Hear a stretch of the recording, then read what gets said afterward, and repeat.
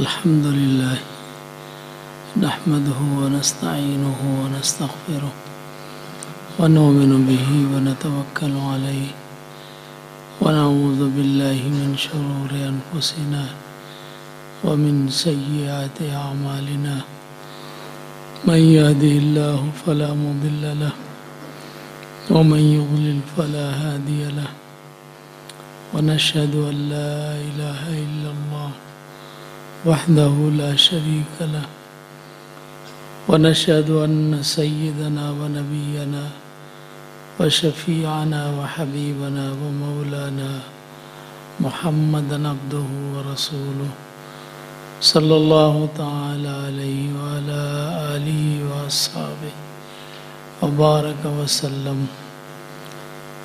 أما بعد فأعوذ بالله من الشيطان الرجيم. بسم الله الرحمن الرحيم. هو الذي أرسل رسوله بالهدى ودين الحق ليظهره على الدين كله وكفى بالله شهيدا.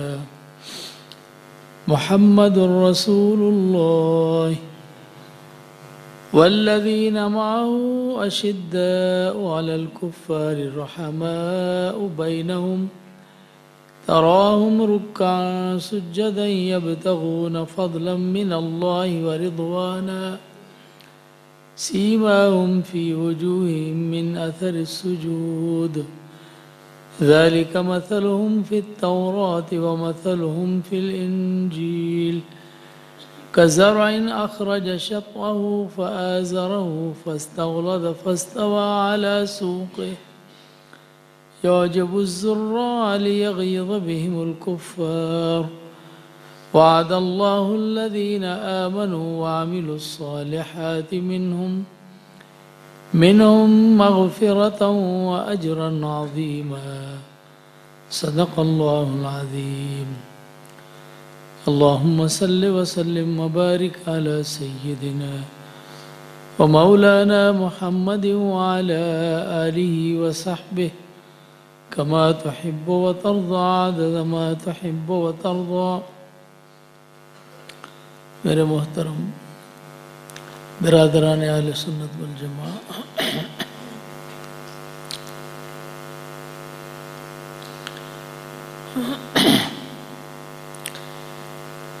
اللہ کے پیغمبر اور نبی جو دنیا میں آتے ہیں انسانیت کو اس کی فطرت پر چلانے کے لیے آتے ہیں کہ انسان اپنی فطرت کے مطابق چلے. یہ ایک ایسا لفظ اور ایک ایسی چیز ہے، اگر اس کو انسان سمجھ لے تو شاید نبی کی جتنی بھی زندگی اور جتنے بھی ان کے گوشے ہوتے ہیں، پہلو ہوتے ہیں، اس زندگی کے حصے پر کوئی بھی اعتراض نہیں ہو سکتا.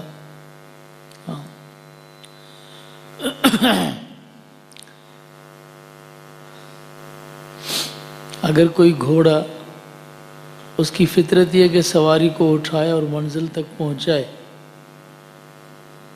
اگر وہ گھوڑا اس فطرت کو چھوڑ دے، سوار کو نہیں اٹھاتا، سرکشی کرتا ہے، اب ڈنڈے پڑیں گے نہیں پڑیں گے؟ فطرت کے خلاف کوئی بھی چلتا ہے تو فطرت پر لانے کے لیے جو بھی طریقے اختیار کیے جاتے ہیں اس کو شفقت ہی کہا جاتا ہے، اس کو کوئی خلاف نہیں کیا جاتا. یہ نہیں ہے جیسے انسان دنیا میں مطالبہ کرتے ہیں کہ ہمارے لیے آزادی ہے، ہم جیسے چلے ہماری مرضی ہے.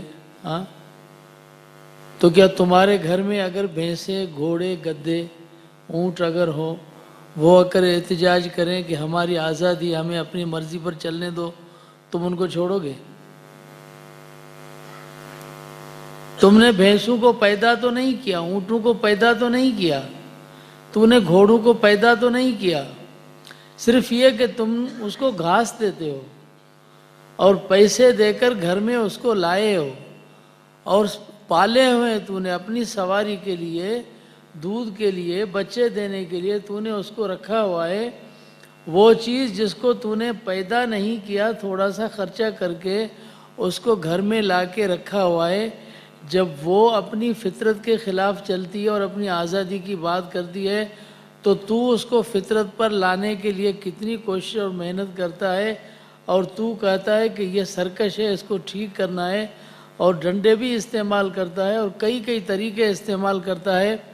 تو وہ رب العالمین جس نے انسانوں کو پیدا کیا، جس نے انسانوں کو مکرم محترم بنایا، فرشتوں سے سلامی لی اور انسان کو ساری کائنات کا مکھن اور خلاصہ بنایا، اور جس نے انسان کو اتنا عظیم الشان اور احسن تقویم میں بنایا، سارے جانور وہ رزق کے آگے جھکتے ہیں، اللہ نے اس انسان کو کسی رزق کے آگے جھکایا نہیں۔ ہاتھ سے اٹھا کر کھاتا ہے لیکن گردن جھکاتا تو نہیں ہے نا، اس لیے اللہ نے یہ پیشانی اپنے لیے رکھی ہے، کسی کے لیے نہیں رکھی۔ تو اللہ نے اس کو اتنا اعزاز بخشا اور اتنا اس کو مکرم محترم بنایا، اب کیا رب العالمین اگر اس کو فطرت پر چلانے کے لیے اصول اور احکام دے تو یہ بھی مشکل ہے۔ یعنی سمجھو یہ کہ کوئی بھی چیز اگر اپنی فطرت پر نہیں چلتی تو وہ نام ہی دینا اس کو مناسب ہی نہیں ہے۔ اگر انسان اپنی انسانیت پہ نہیں چلتا تو اس کو انسان کہنا ہے مناسب؟ وہ انسان ہی نہیں ہے۔ تو اسی لیے اللہ فرماتے ہیں جب یہ فطرت کے مطابق چلے، فطرت کے خلاف چلے تو اولئک کالانعام بل ھم اضل، یہ تو جانوروں کی طرح ہے بلکہ اس سے بھی زیادہ بدتر ہے۔ اور پھر فطرت پر چلانے کے لیے اصول ہوتا ہے، اور اصول بھی وہ طے کرے گا جس نے یہ فطرت بنائی ہے، اور کسی کا اصول نہیں چلے گا۔ ایک اسکوٹر، ایک گاڑی جو بناتا ہے وہ اس گاڑی کو صحیح طریقے سے چلانے کے لیے وہ اصول بناتا ہے اور کتاب دیتا ہے کہ اس کو اس کے مطابق چلانی ہے۔ لیکن اگر ڈرائیور کہے تو میں تو اپنے طریقے سے چلاؤں گا، تو ڈرائیور کو بھی حق نہیں ہے۔ ڈرائیور کو گاڑی چلانے کا حق ہے لیکن اصول طے کرنے کا حق نہیں ہے۔ اصول طے کرنا اس کا حق ہے جس نے اس گاڑی کو بنایا ہے۔ انسان، ہم اور آپ، یہ اس وجود کی گاڑی کے ڈرائیور ہیں، اس کے خالق نہیں ہیں۔ ہم اس کو دنیا میں چلا رہے ہیں، آپ اپنے جسم کو چلا رہے ہیں، میں اپنے وجود کو چلا رہا ہوں۔ ہر انسان دنیا میں ڈرائیور ہے۔ اب ڈرائیور کو اصول طے کرنے کا کیا ہے کہ وہ کہے کہ میں آزاد ہوں، میری مرضی ہے؟ ہم تو ڈرائیور ہیں۔ حضور فرماتے ہیں نفسوں کا مطیت ہوگا، یہ تیرا نفس جو ہے یہ تیری سواری ہے، تو اس پر سوار ہے، تو اس سواری کو چلا رہا ہے، تو ڈرائیور ہے۔ اب ڈرائیور کو اصول طے کرنے کا کیا حق ہے؟ کوئی حق نہیں ہے۔ حق اس کو ہے جس نے اس مشین کو بنایا ہے، جس نے روح کو جسم کے ساتھ ملایا ہے، دنیا میں چلائے، جو اس سفر پر اس کو چلا رہے وہ رب العالمین ہے۔ اس کو حق ہے کہ اس کو فطرت کے مطابق چلے۔ اب آپ بتاؤ کہ جس طرح سے دنیا میں جتنے بھی جاندار ہیں ان کو اب تک یہ پتہ نہیں ہے کہ انسان مجھ سے کیا چاہتا ہے اور اس کی ضرورتیں کیا ہے۔ جب پتہ ہوتا ہے تو اس کی ضرورتیں پوری کرتا ہے، تو اس کو صحیح طریقے سے کھانا، رزق، ہر چیز اس کو دیتا ہے۔ اسی لیے اللہ جل شانہ فرماتے ہیں اگر یہ بھی اپنی فطرت کے مطابق چلے تو پھر زمین و آسمان کے دروازے میں ان کے لیے کھول دوں گا۔ وَلَوْ أَنَّهُمْ آمَنُوا وَاتَّقَوْا، ایمان اس کی فطرت ہے، تقوی اس کی فطرت ہے کہ دل کو صاف بنائے، تقوی والا بنائے۔ لَفَتَحْنَا عَلَيْهِمْ بَرَكَاتٍ مِّنَ السَّمَاءِ وَالْأَرْضِ، تو ہم آسمانوں اور زمینوں سے برکتوں کے دروازے اس کے لیے کھول دیں گے اگر اس کو فطرت کے مطابق چلے۔ لیکن یہ اپنے آپ کو کہتا ہے کہ نہیں، میں اپنے آپ کو فطرت کے مطابق نہیں چلاتا، میری مرضی ہے، میں جیسے چلاؤں۔ تو ظاہر بات ہے جب مشین کو غلط چلائے گا، استعمال کرے گا، تو پھر گاڑی کے جب پرزے خراب ہوں گے اور مشین خراب ہوگی پھر وہ کس کام کی ہے؟ پھر یا تو اس کے اسپیئر پارٹ کھول کے کسی اور میں لگا دو یا اس کو کہیں آگ میں ڈال دو اور کوئی نہیں ہے. ہاں پھر یہ تو کسی کام کی نہیں ہے. فالنار اولا بھی. تو پھر فرماتے ہیں آگ ہی اس کے لیے بہتر ہے اور یہ کس کام کی. تو نبی دنیا میں جو آئے انسان کو اس کی فطرت پر چلانے کے لیے. اب یہ میں نے کہا کہ یہ ایک ایسا لفظ ہے جس کو اگر آدمی سمجھ لے کہ پیغمبر انسان کو فطرت پر چلانے کے لیے آتے ہیں. ہاں اب اس سے آگے ساری چیزوں کے سوالات کے جوابات آ جاتے ہیں. بھائی جو انسان ایسے سرکش ہیں جو فطرت کے مطابق چلتے نہیں ہیں، اللہ نے فرمایا ہتھیار اٹھاؤ ان کو ٹھیک کرو، فطرت پر چلاؤ، یا نہیں چلتے تو چلاؤ. اور پھر کہتے ہیں کہ یہ مسلمان جو ہے پوری دنیا کے اندر خواب دیکھتا ہے. اگر کسی کی کئی حکومت ہے، کوئی پاکستان ہے، کوئی ہندوستان ہے، کوئی سعودی عرب ہے، اپنے اپنے ملک ہیں، تو تجھے دوسرے ملک میں کیا حرج ہے. ہم کہتے ہیں یہ سارے نبی کی امت ہیں. پاکستان والے بھی حضور کی امت ہیں، تو سعودی والے بھی حضور کی امت ہیں. دنیا کے جہاں جہاں کونے میں اس بر و بحر کے جزیروں میں جہاں رہتے ہیں وہ حضور کے امتی ہیں. سارے حضور کی امتوں کو فطرت پر چلانا یہ نبیوں کے طریقے سے آئے گا تو پہنچانا تو فرض ہے نا، کہ بھئی فطرت کیا ہے اور فطرت پر کیسے چلایا جاتا ہے. پھر حضور کی زندگی کے جتنے بھی گوشے ہیں کہ حضور نے جیسے محنت کی، دعوت کی محنت کی، تلوار کی محنت کی، میدان میں نکلے ہیں، صحابہ کو نکلے ہیں، مقصد ایک ہے، اس انسانیت کو فطرت پر چلانا ہے. ایک ہی جواب ہے.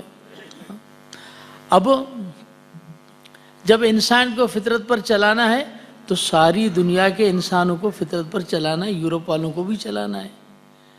اور یہ اپنی طرف سے نہیں، یہ اللہ کی طرف سے ہے. چلانے والا کون ہے؟ اللہ ہے. اور یہ دنیا میں حضور کے پیغام کو عام کرنے والے اور حضور کی زندگی کے مطابق دنیا میں انسانیت کو پیغام پہنچا رہے ہیں. اب دیکھو مسئلہ سمجھ میں آیا. جو آیت میں نے آپ کو پڑھی آپ کے سامنے، یہ اس کی تمہید تھی. اب وہی مسئلہ هو الذی ارسل رسولہ بالہدی ودین الحق. وہ اللہ جس نے اپنے نبی کو بھیجا ہدایت کے ساتھ اور سچے دین کے ساتھ، لِیُظْہِرَهُ عَلَى الدِّینِ كُلِّهِ، تاکہ اس کو تمام دینوں پر غالب کر دے. بھئی غالب کیوں کر دے؟ اس لیے کہ باقی جتنے ادیان ہیں غیر فطری، ان سب کو دبا کر اس فطرت کو آگے لائیں، اس کو غالب کرے، تاکہ اللہ ساری کائنات کے انسانوں کو فطرت کے مطابق چلانے کا نظام چلائے. اب دین کا غلبہ سمجھ میں آتا ہے، حضور کی زندگی سمجھ میں آتی ہے کہ فطرت پر چلانے کے لیے رب العالمین نے جو اصول بتلائے، نبی ان اصولوں کو لے کر انسانوں میں دنیا میں عام کرتا ہے تاکہ اس کی مشین بچ جائے اور صحیح چلے. ورنہ خسارہ اس کا اپنا ہے، لیکن یہ سمجھتا نہیں ہے کہ میرا خسارہ ہے. اب بے سمجھ کو بھی اپنے حال پر تو نہیں چھوڑا جاتا. کبھی تم اپنی بکریوں کو اپنے حال پر چھوڑتے ہو؟ کبھی اپنے بچوں کو اپنے حال پر چھوڑتے ہو کہ یہ بچہ ہے چلو اپنے حال پر چھوڑ دو؟ نہیں چھوڑتے.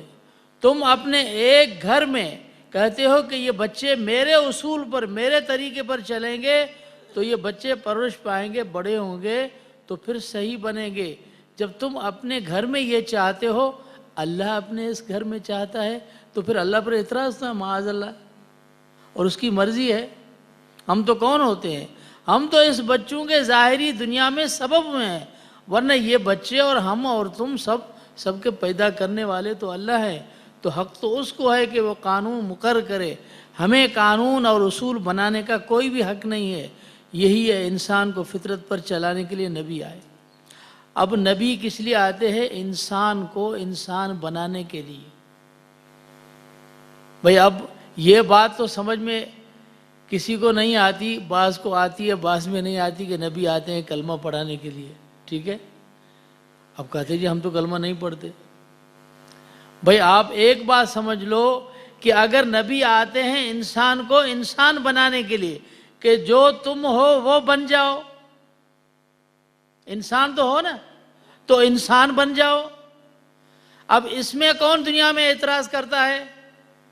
تم جب انسان ہو تو تمہاری کوئی فطرت ہوگی، جس قسم کا جانور ہوتا ہے اس کی اپنی فطرت ہوتی ہے، تم انسان ہو تو تمہاری اپنی فطرت ہوتی، تو نبی آتے ہیں انسان کو انسان بنانے کے لیے۔ اور پھر آگے بات سمجھ لو کہ جب کوئی اپنی انسانیت میں کامل ہو گیا تو وہ کامل انسان ہو گیا، کامل ولی ہو گیا، کامل اللہ والا ہو گیا۔ ہاں، اسی لیے شیخ الاسلام شیخ العرب والعجم حضرت مدنی رحمۃ اللہ علیہ فرماتے تھے کہ بھائی ولایت کی تمنا مت کرو کہ ہم ولی اللہ بن جائیں، تم انسان بنو، انسان بنو، اور جب انسان کامل بنا وہ ولی اللہ ہی ہوتا ہے۔ ورنہ ہم آج بھی یہی کہتے ہیں اللہ کی تعلیم کو چھوڑ کر اور نبی کی تعلیم کو چھوڑ کر تم دنیا میں ہمیں کوئی کامل انسان دکھاؤ، ہم تو تمہیں دکھاتے ہیں، تم دکھاؤ ہمیں۔ ہم تو ایک ایک دکھاتے ہیں کہ دنیا ساری قیامت تک انسانیت آ جائے، ایک ایسا انسان نہیں بنا سکتی کامل انسان، کوئی صدیق اکبر جیسا، کوئی فاروق اعظم جیسا، کوئی عثمان ذو النورین جیسا، کوئی مرتضیٰ جیسا، کوئی ایک ایک صحابی کی مثال دیکھو۔ جہاں گئے ہیں تو ایک صحابی نہیں تھا، ایک پورا جہان تھا، ایک صحابی ایک پورا جہان تھا۔ چین میں 6 صحابہ ہیں، 8 صحابہ ہیں، چائنا میں 8 صحابہ ہیں، انہوں نے آ کے تجارت کی ہے، تو اس کو دیکھ کر لوگوں نے جب ان کی تجارت اور ان کی زندگی دیکھی تو بادشاہ کو بتایا کہ اگر یہ شخص یہاں رہیں تو یہ تو سارے مسلمان ہو جائیں گے، اس کو یہاں سے نکالو۔ شان محمد مصطفیٰ صحابہ زندہ باد، مقام صحابہ زندہ باد، خلافت راشدہ حق جاریان۔ تو بادشاہ نے آدمی بھیجا اور کہا کہ جی ہماری حکومت سے نکل جاؤ۔ وہ آئے، انہوں نے کہا جی ہم تو یہاں آئے تجارت کرنے کے لیے، اگر ہماری تجارت میں کوئی غلطی ہے، کوئی مسئلہ ہے، ہم نے کچھ کیا ہے تو ہمیں بتلا دو۔ کوئی بھی مسئلہ ہے، کوئی شکایت ہے تو بتلا دو، کسی کو تنگ کیا ہے، کوئی مسئلہ ہے تو بتلا دو، ورنہ یہ بھی بات سن لو کہ ہم جنگ کے لیے تیار ہوں گے، نکلیں گے نہیں۔ یہ تھی صحابہ کی شان۔ اس لیے وہ جس مقصد کے لیے آئے تھے، ہاں، تو اللہ نے اس کو تو بھیجا تھا۔ صحابہ کرام فرماتے ہیں بعثنا اللہ، ہمیں اللہ نے بھیجا ہے۔ تو صحابہ جب انہوں نے سن لا تو انہوں نے کوشش کی، صحابہ نہیں نکلے۔ آج کروڑوں مسلمان ہیں چائنا میں، یہ صحابہ کی برکت ہے، ہاں، حضور کے صحبت کی برکت ہے۔ اس لیے ایک ایک انسان کامل تھا، اور انسان کامل کس کو کہتے ہیں سمجھو؟ انسان کامل وہ ہوتا ہے جو ہزاروں کو کامل بنا دے۔ اگر کسی چراغ سے دوسرا چراغ نہیں جلتا وہ چراغ کس کام کا؟ اگر کسی ایک ماچس سے کوئی آگ نہیں جلتی تو وہ ماچس کس کام کا؟ وہ ایک ایک اپنی انسانیت میں اتنا کامل تھا جو ایک ایک نے کروڑوں ایسے انسان بنا دیے، اور کروڑوں ایسے لاکھوں پیدا کر دیے فرزندان توحید جو دنیا میں مثال بنے۔ آج تو یہی ہے انسان کامل بنانے کا نسخہ، صرف اللہ کے دیے ہوئے اصول جو پیغمبر لے کر آئے ان کے پاس ہے اور کسی کے پاس نہیں۔ تو سب کی دعویٰ یہ ایک ہی ہے، ہاں، اور کوئی دعویٰ نہیں ہے، یہ ایک ہی ہے کہ ساری دنیا میں یہ کلمہ اور دین عام ہو جائے، اور ساری دنیا میں حضور رحمت العالمین صلی اللہ علیہ وسلم جو اللہ فرماتے ہیں کہ اس سے مقصد غلبہ ہے، تو غلبہ یہی ہے تاکہ ساری دنیا اس فطرت کے مطابق آ جائے جس فطرت پر اللہ نے انسان کو بنایا ہے۔ اور پھر اللہ نے دیکھو اسے یہی سمجھنا چاہیے، اگر کوئی کہتا ہے کہ جی ہمارا اپنا گھر تو بنا ہوا ہے، اب ہمیں کیا ضرورت ہے کہ دوسرے پڑوس والوں کی خبر لیں اور چکوال والوں کی خبر لیں، جہلم والوں کی خبر لیں؟ نہیں، اس طرح نہیں ہے۔ ہاں، جب صلح حدیبیہ ہوئی، صلح حدیبیہ سے جب حضور فارغ ہوئے، کفار مکہ اور جتنے بھی تھے، جب ان کی اب سمجھ گئے کہ اب یہ صلح کے اندر آ گئے اور کچھ نہیں کہیں گے، حضور فارغ ہو گئے ان سے، تو پھر رحمت العالمین صلی اللہ علیہ وسلم نے دنیا کے بادشاہوں کو خط لکھا۔ خط لکھا نا۔ اب جب سب اپنی اپنی حکومت کرتے ہیں تو حضور کو خط لکھنے کا کیا مقصد؟ کیوں خط لکھا؟ ہم بھی یہی کہتے ہیں نا بھائی، انڈیا اپنی حکومت چلا رہا ہے، دنیا والے اپنی چلا رہے، نہیں، لِيُظْهِرَهُ عَلَى الدِّينِ كُلِّهِ، اللہ فرماتے ہیں تم آئے اس لیے ہو کہ ساری کائنات کو فطرت پر چلاؤ۔ تو حضور تو آئے اس لیے تھے، یہ محنت یہی تھی، فطرت پر چلانا۔ اب حضور نے خط لکھا بادشاہ کو، اور خط کیا لکھا؟ جس کا مضمون یہ تھا، بادشاہوں کو، جو ہرقل کو خط لکھا، حضرت دہیہ بن خلیفہ کلبی رضی اللہ تعالیٰ عنہ وہ لے کر گئے۔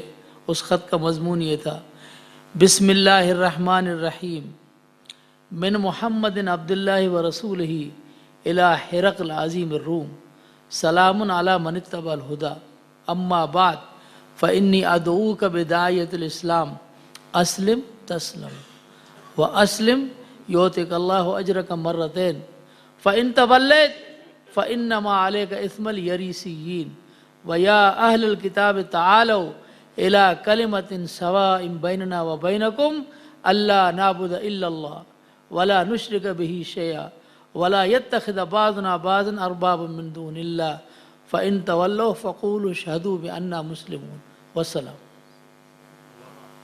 یہ خط کا مضمون تھا۔ ہاں، پہلے بسم اللہ الرحمن الرحیم، یہ خط ہے من محمد، محمد سے، عبداللہ و رسولہ، جو اللہ کا بندہ اور اس کا رسول ہے۔ دیکھو نا، ایک تو عاجزی دیکھو، حضور میں اللہ کا بندہ اور اس کا رسول ہوں۔ پہلے عبدیت، پہلے وہ تعلق جو اپنے دل کا اپنے رب کے ساتھ ہے، پھر رسول، وہ تعلق جو اللہ کا رسول سے ہے۔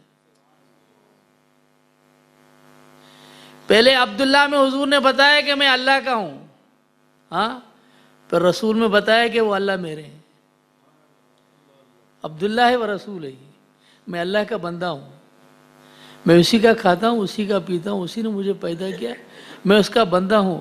اور یہ بندگی کہتے ہیں جب کوئی عبدیت میں کامل ہو جائے تو انسانیت میں کامل ہو جائے تو ولایت میں کامل ہو جائے۔ بھائی نبوت یہ کیا، اس طرح نہیں کرو، اللہ کا گھر ہے، مسجد ہے۔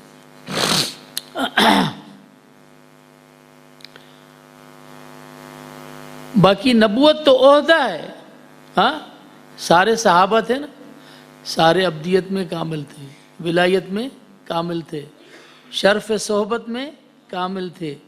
نبوت تو عہدہ ہے، اللہ نے حضور کے بعد وہ ختم فرما دیا۔ حضور خاتم النبیین ہیں۔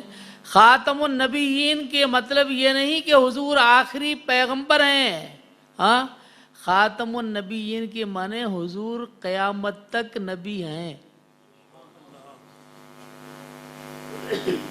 یہ نبوت ہے تو کسی کی ضرورت ہی نہیں ہے نا۔ آخری نبی یہ تو ایسا لفظ ہے، کہتے جی پھر کوئی آ گیا تو خیر وہ آخری بن گیا، نہیں، خاتم النبیین، حضور قیامت تک نبی ہیں تو بات ہی ختم۔ جب ہم حیات النبی کا عقیدہ رکھتے ہیں تو مقصد تو یہی ہوا نا۔ اب بھی اگر مومن ہمارا ایمان اگر ہے تو حضور کے اس روزے اطہر کے، حضور کے جست اطہر کے سینے کے فیضان سے اور مشکات نبوت سے ہی ہمارا ایمان قائم ہے۔ عقیدہ حیات النبی زندہ باد، خلافت راشدہ حق جاریات۔ عبداللہ و رسول ہی، وہ اللہ کے بندے اور میں اللہ کا بندہ اور رسول ہوں، اسی سے یہ خط ہے۔ ہاں تو کہتے ہیں کہ یہ دیکھو اللہ کے نبی نے ہمیں خط کا طریقہ بھی سمجھایا کہ جب خط لکھو اوپر اپنا نام لکھو پھر نیچے باتیں لکھو. جی آپ اس کو پہلے ڈانٹو کہ بھائی اس طرح تو وہ ڈانٹ پر آپ کو گالیاں دیتا رہے اور آخر میں جب آپ کا نام پڑے ارے یہ تو میرا استاد، تو گالیاں تو آپ کھا گئے.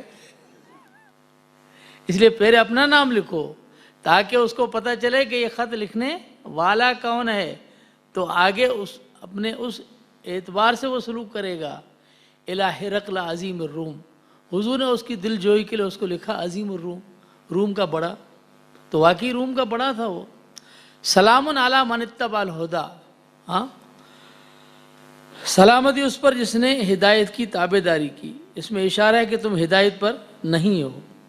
وہاں عاجزی ہے، لیکن اللہ کے دین کو پھیلانے کے لیے حضور جو خط لکھتے ہیں ذرا دیکھو کہ اللہ نے حضور کے وجود میں طاقت کیا رکھی تھی، آپ کی ذات میں کیا طاقت رکھی تھی. فرمایا نصرت بالرعب مسیرۃ شہر، اگر کوئی مہینے کے مسافت پر ہو تو اس کے دل میں اللہ میرا رعب ڈال دیتا ہے. حضور فرماتے 5 چیزیں جو مجھے اللہ نے عطا فرمائی جو کسی نبی کو نہیں ملی، اس میں ایک چیز یہی ہے کہ مہینے کے فاصلے پر اگر کوئی ہو، کوئی بھی انسان، کوئی بڑا بادشاہ ہو، جو بھی ہو، اس کے دل میں رعب ہو جاتا ہے. آگے خط کا مضمون پڑھنا کہ حضور کیسے لکھتے ہیں. فرماتے ہیں اما بعد، حمد و صلات کے بعد، فإنی ادعوک بدعایۃ الاسلام، میں تجھے اسلام کی دعوت دیتا ہوں. اسلم تسلم، اسلم تسلم کی اردو میں مطلب بتاؤں؟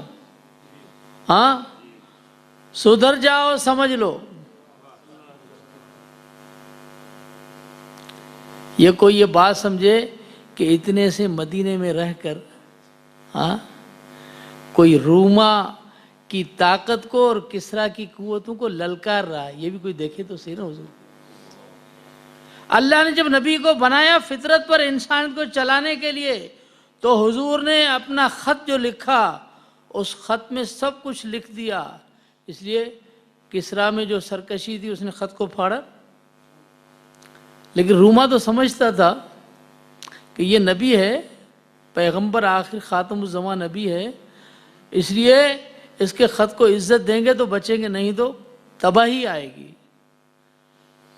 حضور نے فرمایا اسلم تسلم، اسلام لاؤ سلامتی والے ہو جاؤ گے، اسلام لاؤ تو بچ جاؤ گے.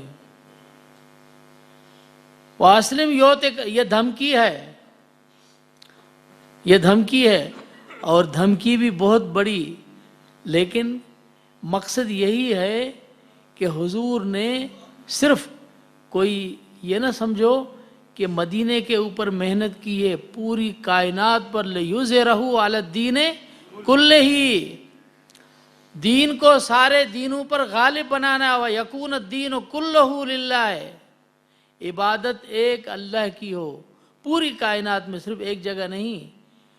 یہ کلمہ توحید پوری دنیا میں پھیلانا ہے، اس دین کو پوری دنیا میں عام کرنا ہے، اور پھر اس انسانیت کی مشین کو اللہ کے بنائے ہوئے اصول اور احکام کے مطابق چلانا ہے. نبی اصول بتلاتا ہے، نبی اصول بناتا نہیں ہے، یہ بھی سمجھ لو. ان اتبع الا ما یوحی الیہ، جو اللہ کی طرف سے احکامات آتے ہیں حضور اس کو بتلا کر انسان کے سامنے پیش کرتے ہیں. لیکن یہ نہیں کہ حضور اپنی طرف سے کوئی بات کرتے، ساری چیزیں اللہ کی طرف سے، وحی کی طرف سے ہوتی ہیں، وہی حضور امت تک پہنچاتے ہیں. اصول احکام سب اللہ کی طرف سے آتے ہیں. اب حضور نے اس طرح سے ایک معاشرہ، صحابہ کرام دیکھو، حضور کی زندگی دیکھو. حضور اس سے پہلے، اب یہ تو سن 5-6 ہجری کا واقعہ ہے، لیکن اس سے پہلے جب حضور ہجرت کو جا رہے ہیں تو راستے میں ایک واقعہ ہے، سراق ابن مالک جس نے حضور پر چڑھائی کی پکڑنے کے لیے، اور پھر اس کا گھوڑا دھنس کیا زمین میں، اور پھر اس نے کہا دعا کرو کہ یہ نکلے. حضور نے دعا کی، تو پھر جب حضور کے سامنے آیا تو حضور نے جب اس کو دیکھا، یہ کون تھا؟ یہ مدینے کا چرواہا تھا، مکے کا چرواہا تھا، تو حضور نے اس کو دیکھ کر کیا کہا، کیف بک یا سرابا اذا لبست سوار کسرا، سراقہ تیرا کیا حال ہے، میں تجھے دیکھ رہا ہوں کہ تیرے ہاتھوں میں کسرا کے کنگن پہنے ہوئے ہیں۔ واہ، اللہ کے نبی کسرا کے محلات اور اس کے کنگن وہ اس کی پیشن گوئی کر رہے ہیں مکے کے چرواہے کے لیے۔ اور پھر خندق کے موقع پر جب ایک بہت بڑا پتھر بھاری آ گیا، صحابہ سے نہیں ٹوٹا، پھر حضور خود اترے ہیں۔ صحابہ کرام فرماتے ہم نے دیکھا کہ حضور کے پیٹ پر 2 پتھر باندھے ہوئے ہیں۔ حضور خود نیچے اترے اور اپنے ہاتھ میں وہ ٹیکم ہوتا ہے، وہ اپنے ہاتھ میں لے لی، کدال یا ٹیکم جس سے پتھر کو مارتے ہیں، حضور نے مویا لگایا، فثار کثیبا احیل، وہ ریت کی طرح ذرہ ذرہ ہو گیا۔ اور لگاتے ہو حضور نے کیا فرمایا، حلق کسرا فلا کسرا بعدہ ولا یہلکن قیصر فلا قیصر بعدہ۔ یہ مت سمجھو کہ خندق میں جو پتھر لگ رہے ہیں یہ پتھر ٹوٹ رہے ہیں، یہ کسرا اور قیصر کے محل ٹوٹ رہے ہیں۔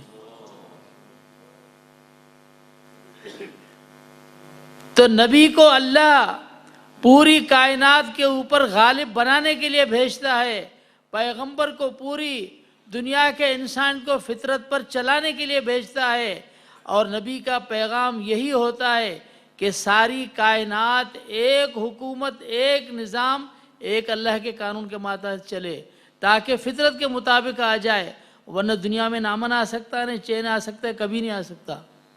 ہاں، پھر حضور نے معاشرہ بنایا، جو معاشرہ اللہ کے اس احکام کے موافق، حضور کا معاشرہ کون تھا؟ صحابہ کرام رضی اللہ تعالیٰ اجمعین کا۔ اس میں پہلے کون تھے؟ صحابہ تھے۔ اب صحابہ کی زندگی، صحابہ کون تھے؟ جو حضور کے فیضان نبوت سے براہ راست فیضان یافتہ ہیں۔ ہمارے آپ کے اور حضور کے درمیان میں کتنے واسطے، کتنی صدیاں گزر گئیں، ہاں، لیکن صحابہ اور حضور کے درمیان تو کوئی واسطہ نہیں، ان کے فیضان کے اندر کوئی واسطہ، وہ تو براہ راست فیضان یافتہ تھے۔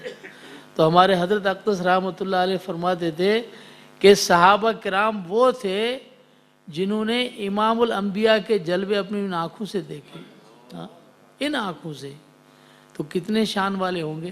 ہاں، اسی لیے صحابی کس کو کہتے ہیں؟ صحابی جس نے حضور کو دیکھا۔ نہیں، صحابہ کی تعریف تھوڑی سمجھو۔ صحابی من رأى النبی صلی اللہ علیہ وسلم اور رآہ النبی صلی اللہ علیہ وسلم۔ ہاں، صحابی وہ ہے جس نے حضور کو دیکھا اور یا حضور نے جس کو دیکھا۔ جب حضور نے دیکھا تو جلوے چلے گئے سینے میں، اور جب اس نے حضور کو دیکھا تو حضور کے سارے محبتیں، جلوے اپنے سینے میں بسا لی۔ حضرت عبداللہ بن ام مکتوم رضی اللہ تعالیٰ عنہ نابینا تھے، انہیں حضور کو تو نہیں دیکھا، لیکن امام الانبیاء نے ان کو دیکھا۔ یہ صحابی ہیں۔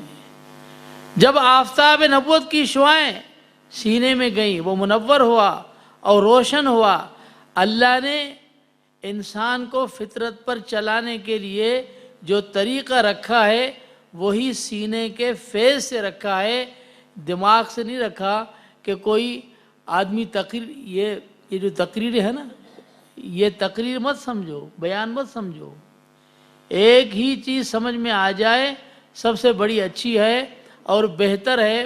اللہ نے صحابہ کرام کے ایمان کو جو معیاری بنایا تو اس کا مقصد یہ ہے کہ سارے انسان فطرت پر تب آئیں گے جب سارے انسان صحابہ کرام رضی اللہ تعالیٰ اجمعین کے طرز عمل اور زندگی پر آئیں گے۔ صحابہ کرام رضی اللہ تعالیٰ اجمعین کا طرز زندگی یہی تھا کہ حضور کے دل سے اپنے دل میں انہوں نے فیض لیا، تو بھئی یہی محنت ہے۔ اس لیے فرماتے ہیں جو ہے آگ کی خاصیت وہ ہے عشق کی خاصیت، ایک خانہ بے خانہ، ایک سینہ بے سینہ. ہاں، لیکن جس نے اپنے سینے کے ظرف کو اور دل کے ظرف کو الٹا رکھا، وہ اتنا قریب تھا اس کو کچھ نہیں ملا. ابو جہل کو کچھ ملا؟ سب سے قریب گھر تھا اور روزانہ بیت اللہ کا طواف کرتا تھا. ملا تو کچھ نہیں، اس لیے کہ اس نے جہاں سے فیض آنے کا راستہ تھا اس نے بند کر دیا. ملاقات تھی، دیکھنا تھا، لیکن اس نظر سے نہیں دیکھا جس نظر سے صدیق اکبر نے دیکھا تھا، جس نظر سے فاروق اعظم نے دیکھا تھا، جس نظر سے حضور کو صحابہ نے دیکھا تھا، اس نظر سے کسی نے نہیں دیکھا. اس لیے نظر وہی ہو جو صدیق کی ہو. اسی لیے فرماتے ہیں کہ ایمان، اللہ کی محبت، یہ دماغ کا کام نہیں ہے. یہ چیزیں دل سے آتی ہیں، محبت بھی دل سے آتی ہے، ایمان بھی دل سے آتا ہے. اسلام آنے کا، ایمان آنے کا ذریعہ وہ ہے جو جناب صدیق اکبر رضی اللہ تعالیٰ عنہ کے راستے سے آئے. جس نے پہلے حضور پر کلمہ پڑھا، ایمان لایا، اس راستے سے جو ایمان آئے گا وہ معتبر ہوگا. وہ ایمان کیا ہے؟ دلائل سے مت سمجھو، دل سے سمجھو. دلائل سے مت سمجھو. دلائل سے کون مانتا ہے؟ دلیل تو ابو جہل نے کہا کہ چاند کے 2 ٹکڑے کرو، میں مان لیتا ہوں. حضور سے مطالبہ کیا، حضور نے اللہ سے مانگا اور پھر چاند 2 ٹکڑے ہوا. فرقتن فوق الجبل و فرقتن دونہ، ایک ٹکڑا جبل ابی قبیس پر جو ابو جہل کے گھر کے سامنے تھا اس پر آ کے گرا. نہیں مانا. دلیل سے سمجھنے کی کوشش کی نا، دماغ سے سمجھنے کی کوشش کی، دل کا دروازہ بند کر دیا تو وہ نہیں سمجھا. لیکن جسے ماننا تھا، جب چاند 2 ٹکڑے ہوا اور یہ بھوپال کے راجہ نے جب دیکھا چاند کے 2 ٹکڑے ہوتے ہوئے، تو وہ کتابیں اس نے پڑھی ہوئی تھی، اس نے حضور پر ایمان لایا. بھوپال میں وہاں ایمان لایا. اس نے وفد بھیجا حضور کی خدمت میں، جو صحابی بنے، کلمہ پڑھا، اور پھر حضور نے اس بھوپال کے راجہ کا نام عبداللہ رکھا. آج بھی وہاں اس کی قبریں ہیں، صحابہ کی قبریں ہیں اور بھوپال کے راجہ کی قبریں ہیں، اس لیے کہ اس نے دل میں حضور کی محبت رکھی. تو کہتے ہیں کہ دنیا میں فیض آنے کا طریقہ وہ کیا ہے؟ دل کی محبت ہے. میں نے اپنے حضرت اقدس رحمۃ اللہ علیہ سے پوچھا، میں نے کہا حضرت گنگوئی رحمہ اللہ کو قطب الارشاد کیوں کہتے ہیں؟ تو حضرت فرماتے ہیں قطب الارشاد کا مطلب یہ ہے کہ دنیا میں جو انسان جہاں بھی ہو، حضرت گنگوئی رحمہ اللہ سے محبت رکھے، وہیں فیض آنا شروع ہو جائے گا. محبت سے فیض آتا ہے. ہاں، حضرت اویس قرنی رضی اللہ عنہ صحابی نہیں ہوئے، لیکن وہ کہاں تھے؟ قرن میں تھے، یمن کے. ان کو کہاں سے فیض ملا؟ محبت سے. دل میں محبت رکھی. جب احد میں حضور کے دانت مبارک شہید ہوئے تو جب پتہ چلا حضرت اویس قرنی رحمہ اللہ کو، تو اس نے کہا کہ کون سا دانت شہید ہوا ہوگا؟ یہ اس طرح کرتے کرتے اپنے 32 دانت انہوں نے توڑ دیے. اتنی محبت تھی. تو اس محبت سے اللہ نے اسے جو مقام نصیب عطا فرمایا، یہ محبت ہی ہے.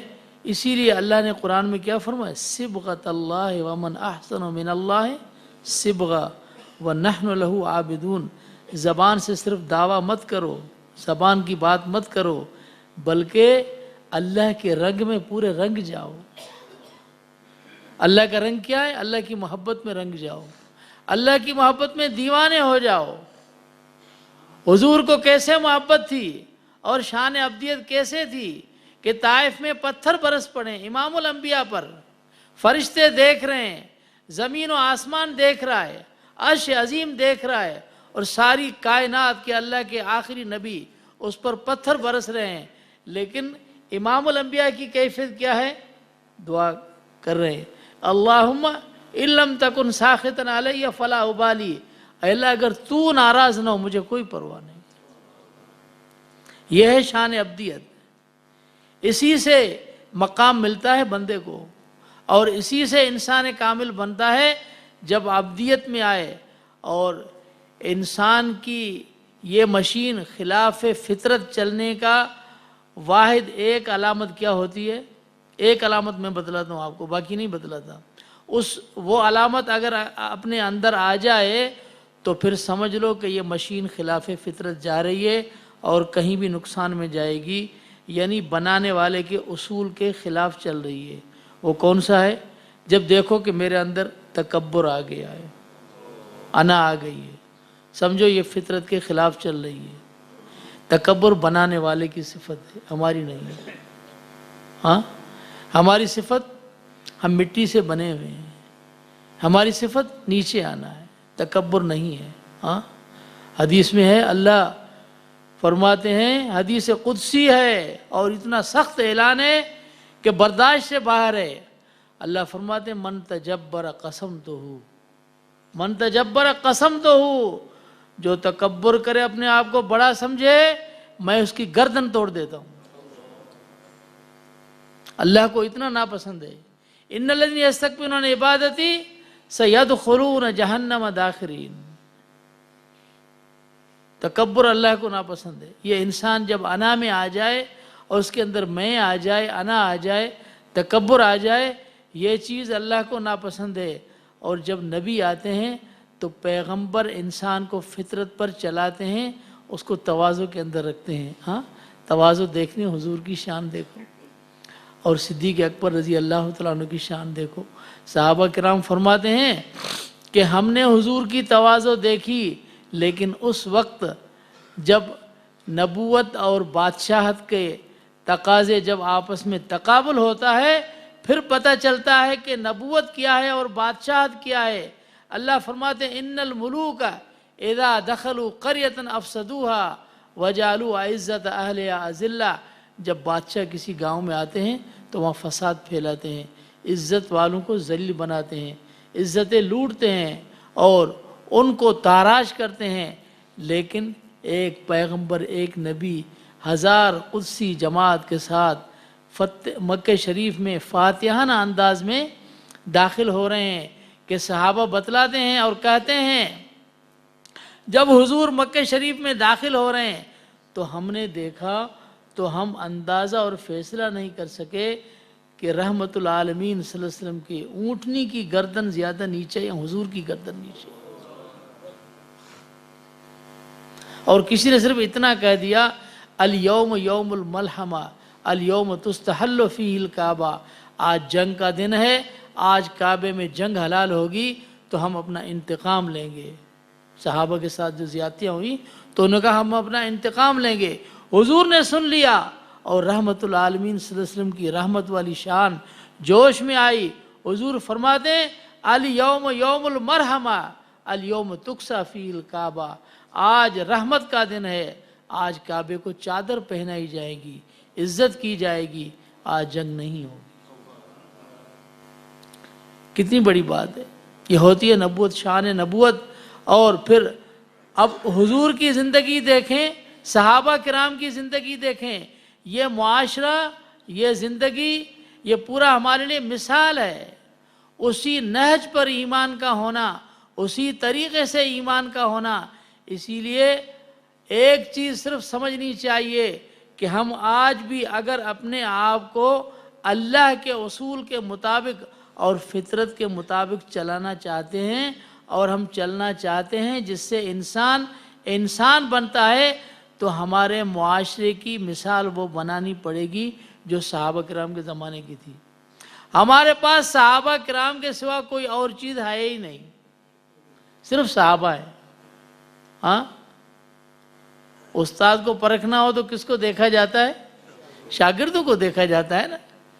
جب شاگرد ہونہار ہے، اللہ نے کیا فرمایا؟ اقرأ بسم ربک الذی خلق، خلق الانسان من علق، اقرأ وربک الاکرم الذی علم بالقلم علم الانسان ما لم یعلم. اللہ فرماتے ہیں کہ اللہ نے پہلی وحی میں اللہ نے بتلا دیا کہ اگر تمہیں حضور کو دیکھنا ہے نا تو پہلے دیکھو کہ حضور کا استاذ کون ہے۔ امام الانبیاء کو دیکھنا ہے تو اس کو دیکھو اس کا استاذ کون ہے۔ ہاں، الذی خلق الانسان من علق اقرأ وربک الاکرم، اللہ فرماتے ہیں اس کا استاذ میں ہوں، اور پھر میں اکرم ہوں، میں فیاض ہوں، اور میں تعلیم دینے پر قادر ہوں۔ اگر ایک نطفہ جو اپنی کسی شکل میں ہوتا ہے اس کو میں انسان کا وجود دے کر اس کو میں کامل بنا سکتا ہوں، تو پھر ایک نبی کے سینے میں اپنی تعلیم بھر سکتا ہوں۔ اللہ فرماتے میں اس پر قادر ہوں۔ جب شاگرد ہونہار ہو اور استاد کامل ہو تو پھر کون سی چیز ہے تعلیم کے اندر رکاوٹ تھی؟ رکاوٹ کوئی نہیں۔ ہاں، پھر جب حضور کامل، اور پھر کامل کی علامت یہی ہوتی ہے کہ کہتے ہیں کہ دکاندار اچھا وہ ہے جو اپنے جیسا ایک بندہ بنا دے، جو وہ نہ ہو ایسا کام کرے تو وہ اچھا بندہ ہے۔ دنیا میں ہر کام میں کامل وہی جو اپنے جیسا کم از کم ایک بنا دے، ہے نا۔ حضور کو ہم کامل تسلیم کرتے ہیں تو اس کو کامل تسلیم کرنا، یہ صحابہ کو کامل ماننا پڑے گا۔ ہاں، مجھ سے کوئی پوچھے کہ حضور کی سیرت کیا ہے، ہاں، تو میں کہوں گا حضور کی سیرت صحابہ ہے۔ حضور کا معجزہ کیا ہے؟ حضور کا معجزہ صحابہ ہے۔ اور مجھ سے کوئی پوچھے کہ صحابہ کی شان کیا ہے تو میں کہوں گا صحابہ کی شان حضور کے معجزے ہیں۔ آپ میری بات نہیں سمجھے ہوں گے، میں آپ کو ایک مثال بتلاتا ہوں، ایک مثال۔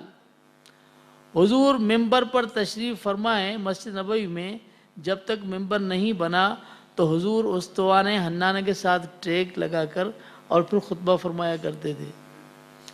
اب ایک کھجور کا تنا خشک جس میں جان نہیں ہے، ہاں، جان نہیں ہے۔ اب میں آپ کو شان صحابہ بتلا رہا ہوں، صحابہ کی شان کیا ہے۔ ایک کھجور کا خشک تنا، حضور اس پر اپنی پیٹھ مبارک لگا کر اور پھر خطبہ دے رہے ہیں۔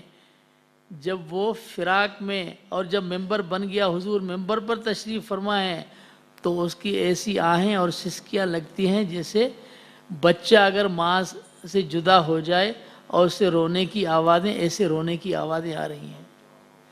حضور کی پشت مبارک لگنے سے اللہ نے اس کھجور کے سوکھے ہوئے تنے میں شان عاشقی پیدا کر دی، مقام معرفت طے کر گیا، راہ سلوک کی ساری منزلیں طے کر گیا۔ جب یہ کھجور کا سوکھا تنا حضور کے پشت مبارک لگنے سے یہ ساری منزلیں طے کر کے معرفت کے اور عشق و محبت کے مقام پر پہنچ گیا، تو پھر بتاؤ صحابہ کی کیا شان ہوگی۔ تو حضور کا ایک ایک معجزہ یہ شان صحابہ ہے، اور حضور کی سیرت صحابہ ہے۔ ایک صحابی کو دیکھ لو، اس کی زندگی دیکھو تو حضور کی سیرت سمجھ میں آ جائے گی۔ ہاں، اللہ ہمیں صحابہ کرام کی عظمت سمجھنے اور پھر اس کو دنیا میں عام کرنے کی اللہ ہمیں توفیق عطا فرما دے۔ ہمارا ایمان صحابہ سے بنا ہے اور صحابہ سے ہی بنے گا، اور صحابہ سے ہمارا ایمان باقی ہے، اور جب تک دنیا میں ہم عظمت صحابہ کو پھیلاتے رہیں گے فتنے ہمارے قریب نہیں آئیں گے، لیکن جب اس سے ہٹ جائیں گے تو فتنے ہی فتنے ہیں۔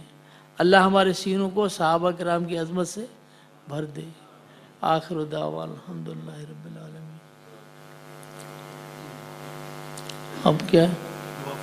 اللہم صلی وسلم بارک علی مولانا محمد وعلی آلہ وصحبہ۔ ربنا اغفر لنا ذنوبنا واسرافنا فی امرنا ثبت اقدامنا وانصرنا علی القوم الکافرین۔